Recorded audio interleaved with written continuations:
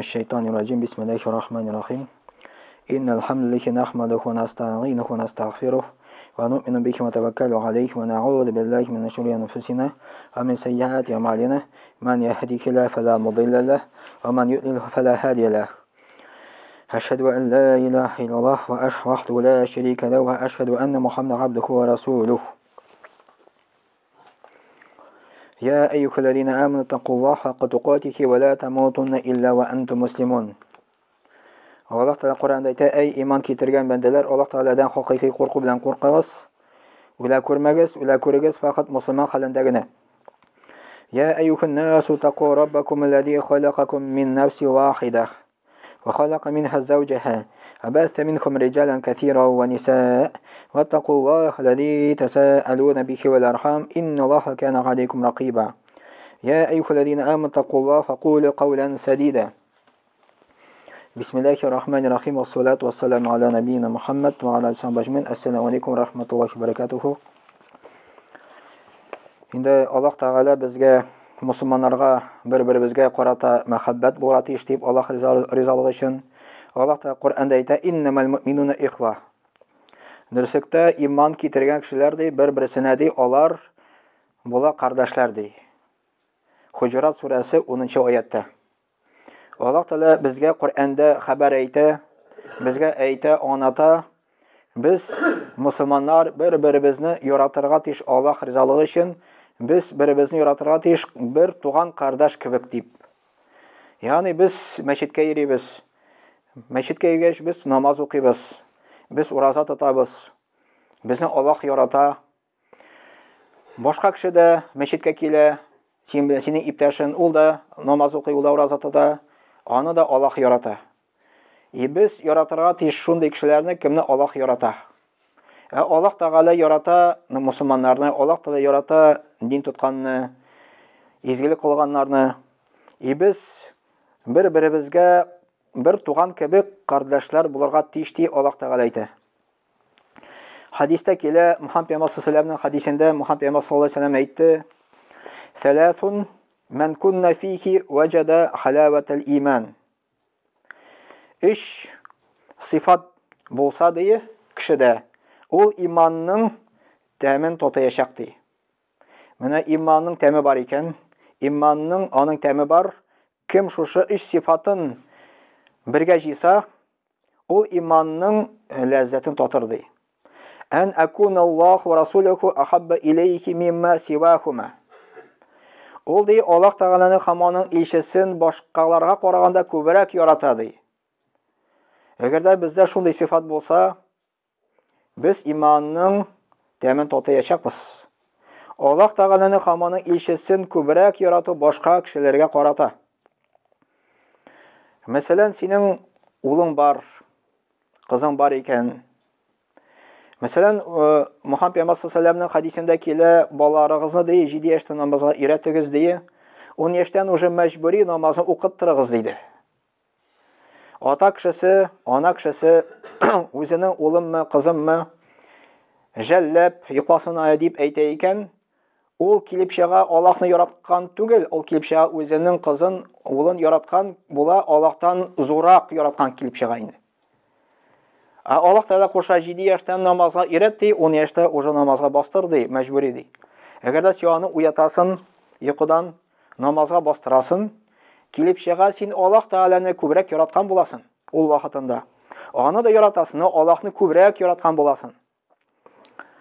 Hamandari Muhammad sallallohu alayhi vasallam davom etdi. An yuhibbul mar'a la yuhibbu illa Allah. U dey o'zining qardashin yaratadi, Alloh rizoligi uchun dedi. Agarda biz bir-birimizni Alloh rizoligi uchun yaratsak, biz imonning lazzatini totayashaqmiz. Nasa degan so'z o'zining qardashingni yaratuv. Ana men va'zlarda siylaganim edi, to'g'ri bir siylab aytam Muhammad sallallohu alayhi vasallam bizga o'rnak bo'lib tura. Birinchi Muhammad sallallohu alayhi vasallam mandari ona sahobalari Makkadan Madinaga ko'chgach, Makkada bitindi onda din tutarga ruxsat bo'lmadi.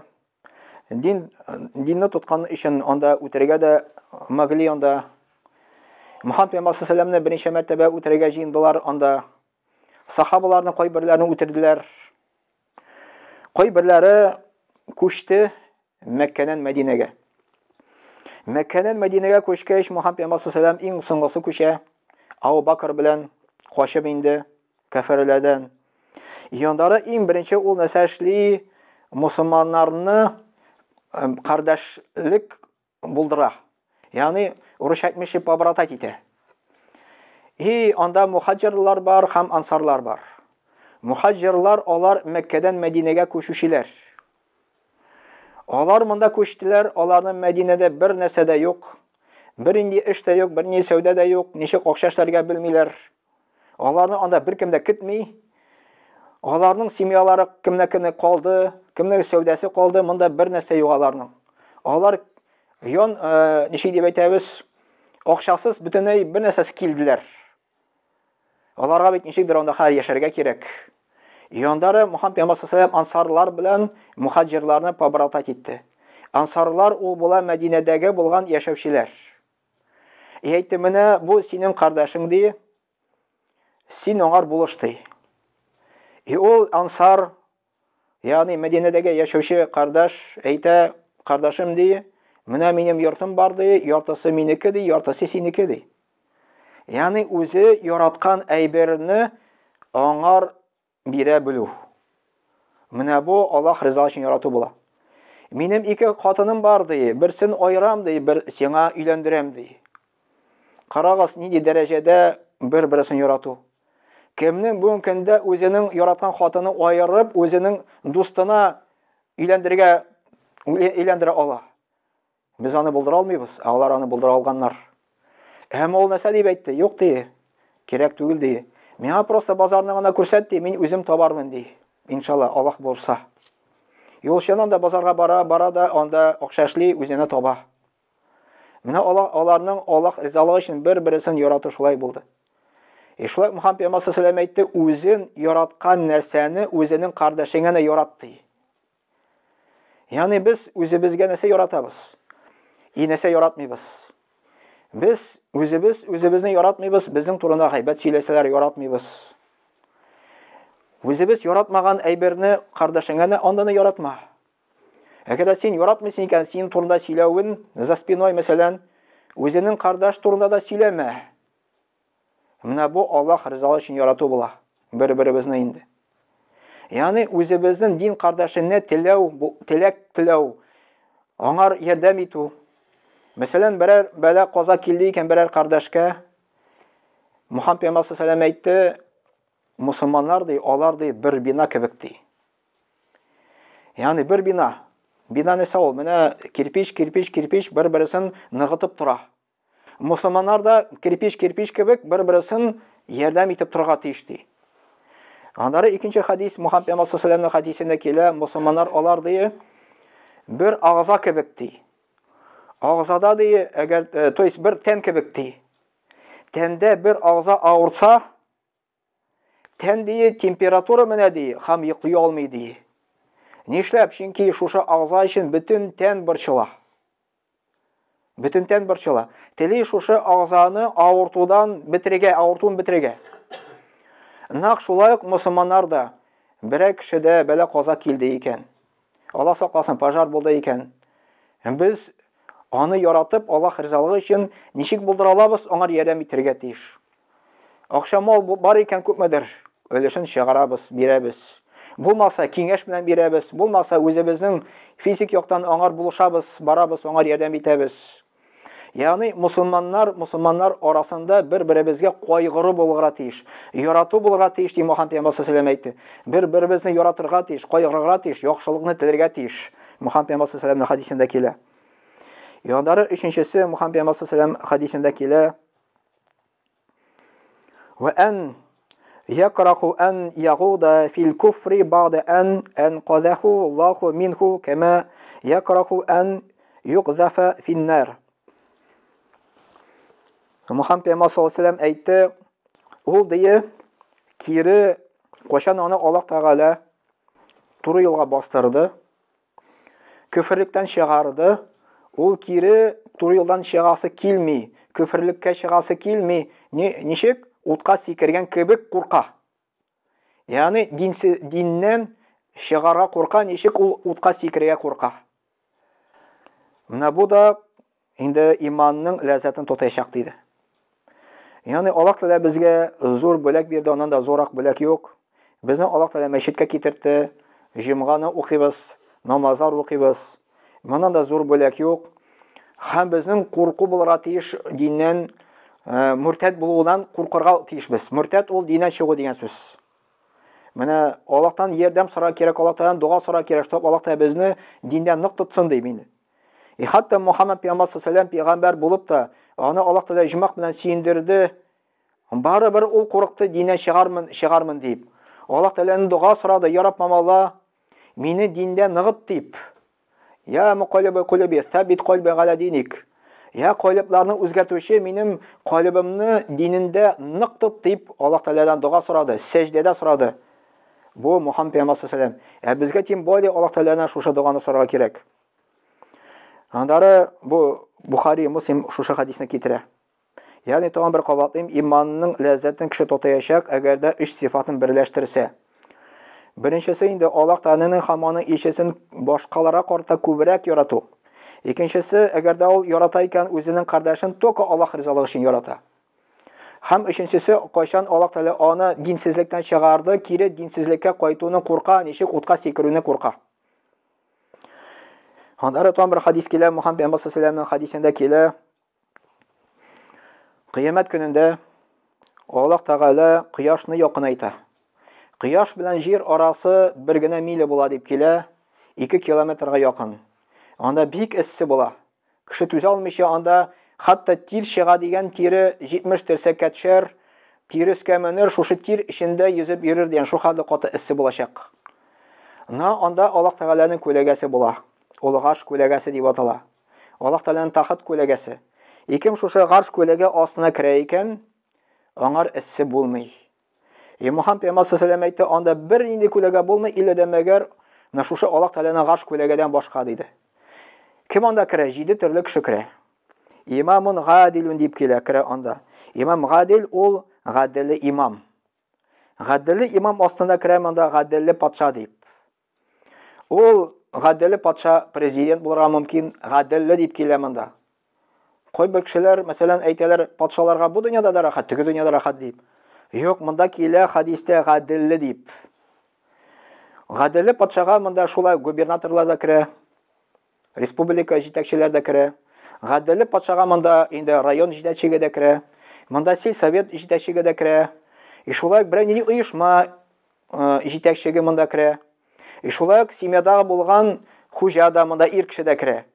Ягъни ир кеше үзенең семьяда гадилле булырга тиеш. Хатыны белән дә, үзенең балалары белән дә.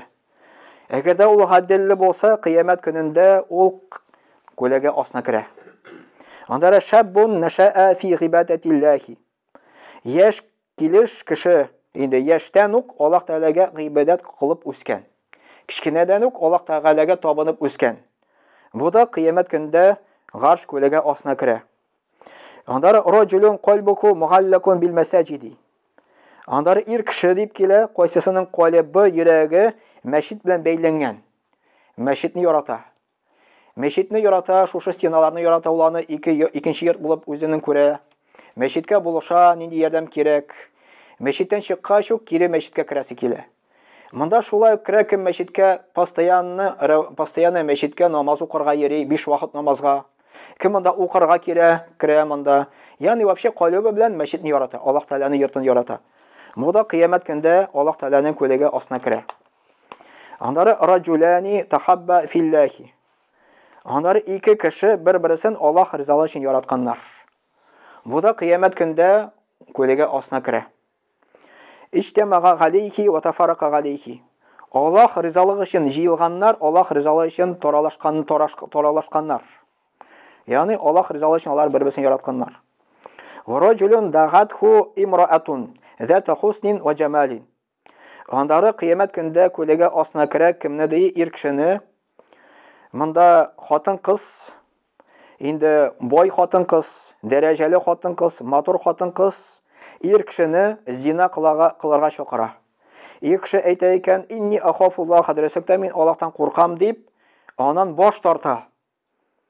Ягъни монда килә именно дәрәҗәле хатын, матур хатын.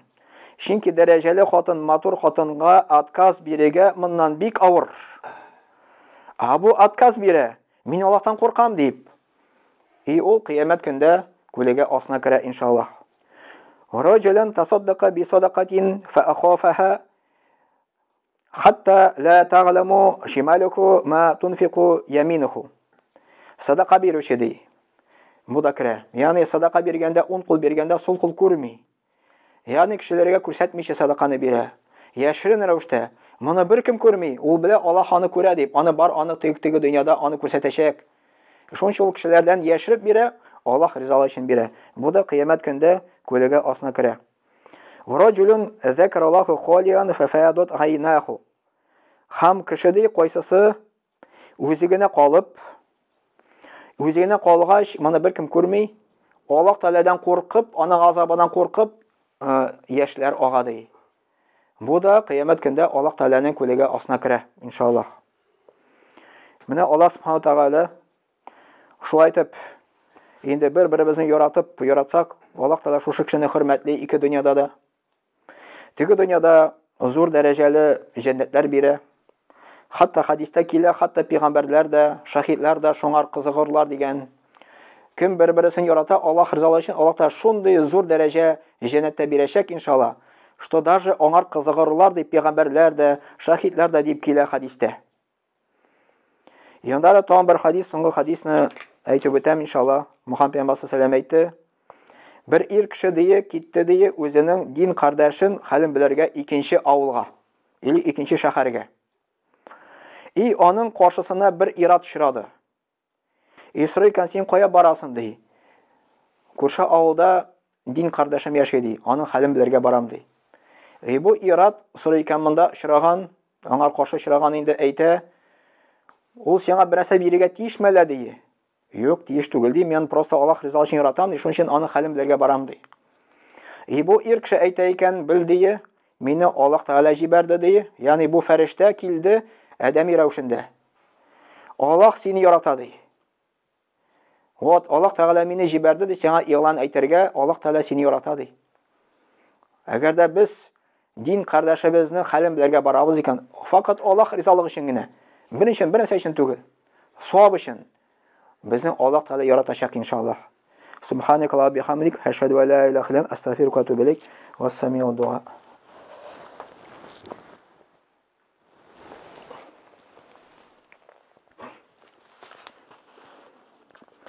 Инна Аллаха ва малаикатуху юсаллуна аля набийи. Я айюхаллазина аману саллу алейхи ва саллиму таслима. Аллахумма салли аля Мухаммад ва аля али Мухаммад бигадри ман салла ва сам. اللهم بارك على محمد وعلى آل محمد بعدد من قعد وقام وصل وسلم عليه وعلى جميع الأنبياء والمرسلين وعلى ملائكتك المقربين وعلى أهل طاعتك أجمعين من أهل السماوات والأرض وارحمنا واحشرنا معهم برحمتك يا أرحم الراحمين. اللهم ارحم الخلفاء الراشدين مروا المدينة الذين قضوا بالحق وكانوا يعدلون. اللهم اغفر للمؤمنين والمؤمنات والمسلمين والمسلمات الأحياء منهم والأموات إنك مجيب الدعوات ورافع الدرجات ومنزل البركات وقاضي الحاجات برحمتك يا أرحم الراحمين. اللهم انصر من نصر الدين واهدل من حضر الدين عباد الله. إن الله يأمر بالعدل والإحسان وإيتاء ذي القربى وينهى عن الفحشاء والمنكر والبغي يعظكم لعلكم تذكرون. واذكروا الله العلي العظيم الحي القيوم يذكركم واشكروه يزيدكم واستغفروه يغفر لكم. ولذكر الله تبارك وتعالى أعلى وأول وعز وجل وأعظم وأتم وأكبر. وصلى الله على نبينا محمد وعلى آله وصحبه أجمعين وأقيم الصلاة.